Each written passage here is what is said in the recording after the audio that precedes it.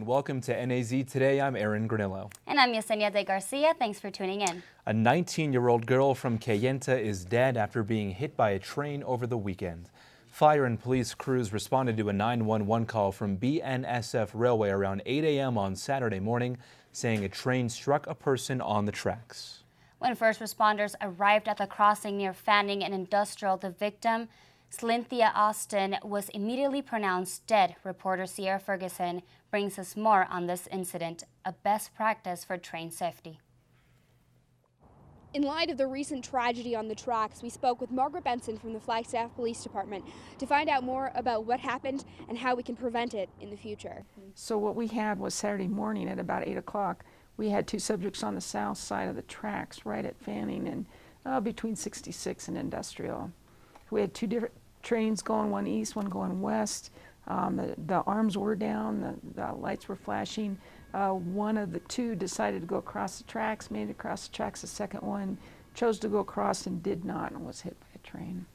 According to the Federal Railroad Administration, every 165 minutes in America, someone is hit by a train.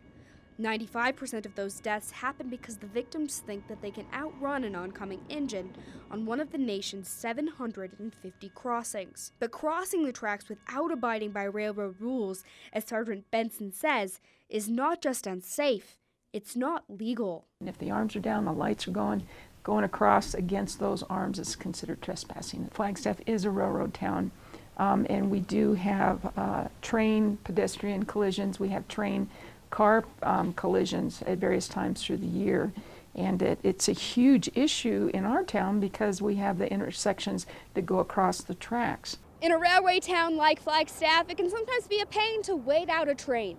However, the average Freightliner takes 18 football fields to come to a complete stop, making it a formidable thing to come up against whether you're in a car or on foot. Bottom line is the trains are extremely heavy.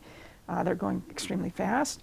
They can't stop when on command, and so we must be very, very careful around the trains, all of us, pedestrians, drivers, everybody. The average train extends 3 feet off of the railroad tracks, meaning that 15 feet is the safest distance to be away from the train once the arms go down.